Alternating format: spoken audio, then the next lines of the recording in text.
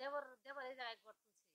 হ্যাঁ, আজকে 5 দিন যাবত ঘর উঠাইতেছে। এখন ওরা বাধা বাধা সৃষ্টি করে, ওরা নাটে ঠেঙ্গা নিয়ে আসে আমাদের সাথে চাপ সৃষ্টি করার জন্য।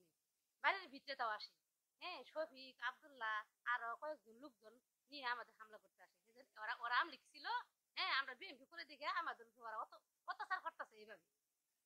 আমাদের মামলা করছে, 5টা মামলা করছে আমাদের উপর। মামলা অ্যাকচুয়াল চলতেই আছে। সামনে মাসে আমাদের 24 তারিখে হাজিরাও আছে।